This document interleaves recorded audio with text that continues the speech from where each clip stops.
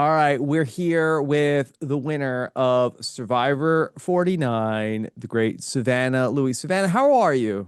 I love that you're still calling me a winner, even though I'm a loser too. Yeah, look, some of us are just losers, Savannah. Some of us No, have never gotten to be a winner. I So know, but you're an please, icon. You're an icon. listen, you're not doing so bad yourself, Savannah. I want to know from you that do you feel like that did the returning players, do you feel like they gave you a fair chance?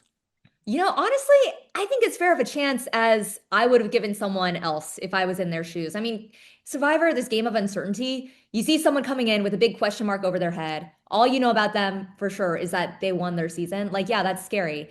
I do think my tribe mates may have looked at me more like an obstacle versus a potential ally, but dude, I don't blame them. Like, I would be scared of me too. I thought you were in good shape coming into this episode. It seems like your name didn't come up on the first vote. Was this as much of a blindside to you? No, I mean honestly, after Jenna went home, I did a confessional and everything about it, but I thought I was at the bottom, and that's a big part actually why I went on the journey. And I know you'll probably ask about that, but like at that point, I'm like, if I'm going home in 2 days, 3 days, I might as well do something that might give me an advantage, but more importantly, like do something to help make this experience feel more full. If I only have a few more days out here, I want to do as much as I can, and especially do things that I didn't get to do during 49 because I did think it would be a little detrimental to my game, some of these journeys. So yeah, I was hopeful, but also I think realistic. I thought there was an interesting parallel in your survivor journey where you go on the journey and you get the same advantage that Steven got when he went on his journey in Survivor 49. Was any part of that and the way that all played out weighing on you in terms of not saying what you had?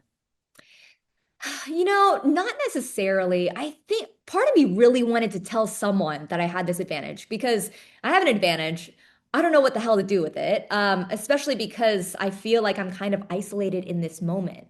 Maybe someone else's brain power could help me figure out the best way to move forward. But at the same time, I didn't trust anyone. And I felt like if I just told one person, every single person on the tribe would know. And so I either felt like I either had to make a decision where I kept it completely to myself or I kept it to myself and told someone later when I got a little bit more trust built up, or I just told everybody from the get-go. And I did not want to do that.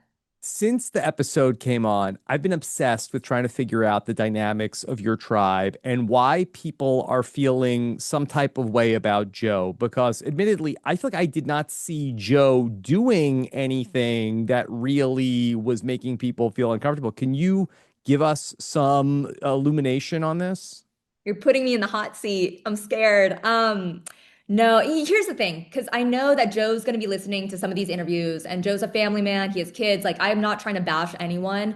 Um, that said, like the conversation that Joe and Devens had was way more intense than it seemed on TV. And if you have six people on a beach and Joe, and you see these six people who are very concerned about the potential to work with someone in the future, you're concerned about how reliable they are.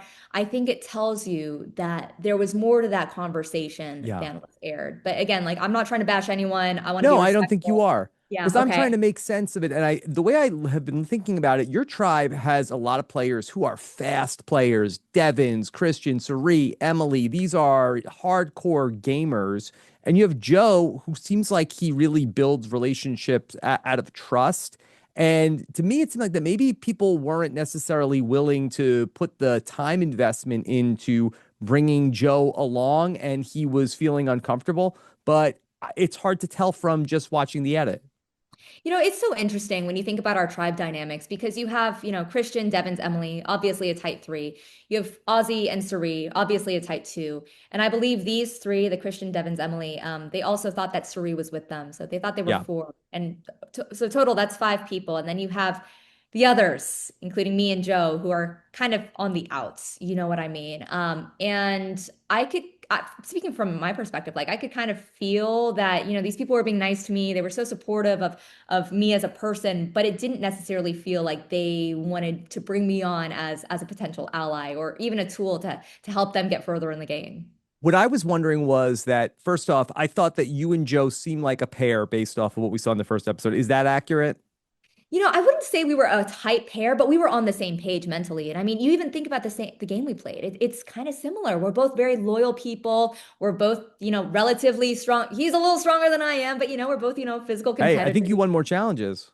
Well, thank you. I'll just say thank you to that. But I think we had a lot in common at first, and then I think that you see Joe and Christian in that hammock, for example, and you see Christian kind of saying, this is the way the tides are turning. Be with us Yeah. versus don't. And I don't blame Joe. Like I would, if I was in his shoes, I'd vote against me too. I don't want to be the only other person who's not voting Yeah. for everybody else. But what it seemed like to me was that maybe they wanted to, they had maybe decided already that you were going to go out and they didn't know how to tell Joe this. And then they also didn't want to lie to Joe because they didn't know how Joe was going to react to then getting told a fake plan. That's exactly how I read it too. I think you're spot on. Yeah. Okay. So tell me a little bit about your relationships in the tribe. Who did you feel the closest with? Yeah, I mean, Jenna from day one. Yeah. And I think you look at us, we're two strong, confident, sometimes aggressive game players. And I loved her in the game. I was so sad to see her go, but I didn't want to stick my neck out for someone that early in the game, especially when I also felt like I was at the bottom. But other than that, like Rick Devens, I cited him in my Your survivor hero. application video. Yes, like I love him. So I wanted to work with him. And then Emily as well. I really liked her. I think, again, there's something badass about two women who are strong and just, kind of like I'll bulldoze everybody else if I have to. And I felt that from Emily. I feel like that from myself sometimes. And I wanted to work with her as well. We saw Jenna Lewis talk about how she wanted to take out Cirie. You were one of the other people in the preseason who also talked about that you would be open to taking out Cirie. Why do you feel like that plan couldn't come together? Because Cerie's too damn good. Hmm. The plan didn't come together because of the reason why we wanted her to go out, because she's such a master at, strategy and social. I think that she was obviously very close with Ozzy, but I think she was so very quickly ingratiated with Christian, Devens, and Emily. Right there, that's five people. She's not going anywhere. And I think she also did have a connection with Joe as well. And so, I mean, I'm not surprised that she didn't go home. It didn't seem like anyone wanted her to leave either. I want to ask you about this four-person alliance that we saw almost come together, where Ozzy was talking about this alliance with maybe he picked, you, Joe, Ozzy, and Rick Devens. And you seemed very open to this, but it seemed like that this was not something that Rick wanted to go with. Yeah, and I mean honestly, like me and Rick, when Ozzy came to us with that plan, where we both were kind of like, "What? Like, you want to work with us for? Hmm. You, Ozzy, who are obviously very close to Cirie, you don't want to mention Cirie's name. You want to work with me, Joe, and Devens. Like, that's crazy. It doesn't make sense. It doesn't compute to me. And so I think we were both really cautious about it. But that said, like, if anyone comes to me, I don't care who you are, I Yeah. will say, yeah, sign me up. I will align with you. I will work with you every day, all day. Like, I don't care who you are or what. And so when Ozzy brought that to me, I'm like, yeah, absolutely, I'll work with you. But in my head, I'm like, this feels, a little off. Um, I wish Devens would have just told Joe, it doesn't matter if you want to work with Joe or not.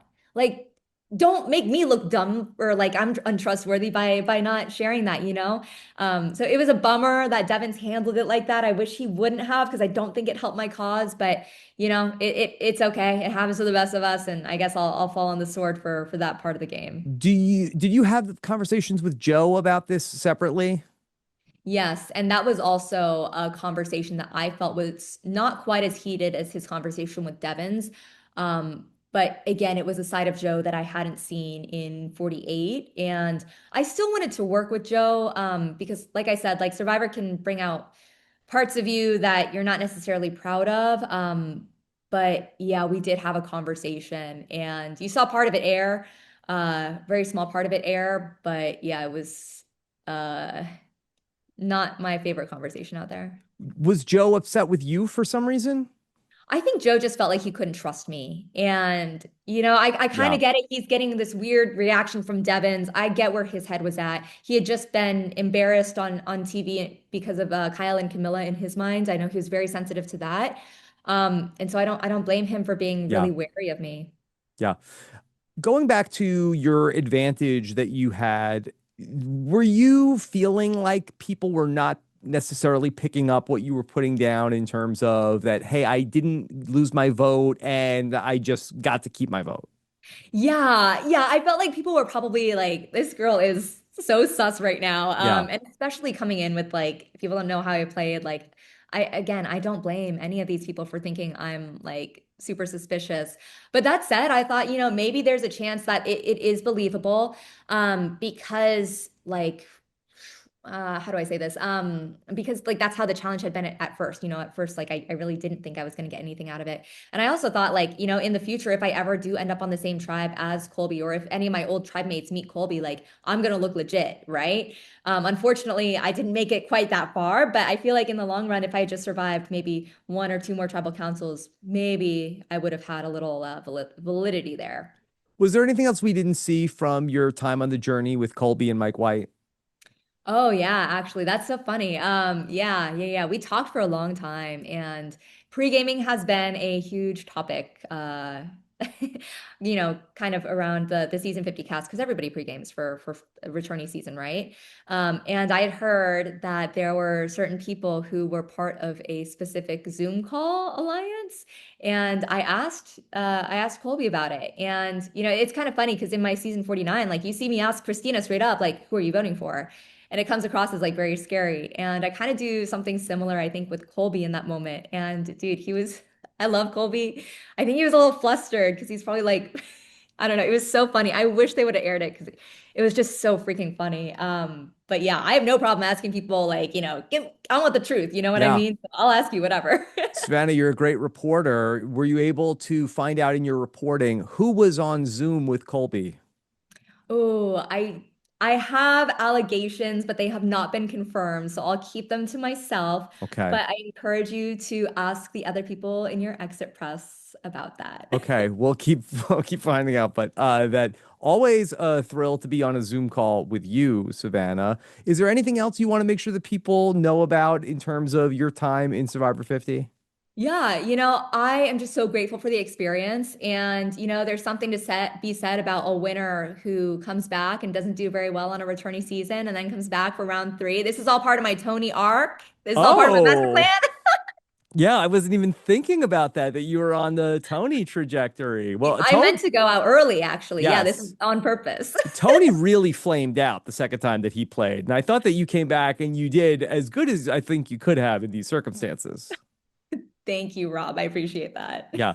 Okay. Well, Savannah, always a treat to talk to you. I still am looking forward to that Survivor 49 deep dive one of these days. You hit me up. Seriously, whenever I'm allowed to, I'm going to give you all the tea. All the Okay. tea. All right. We'll get into it. Savannah, thank you so much. All the best. Okay. Love you, Rob. Thank you. Okay. This is RHAP. We know reality TV.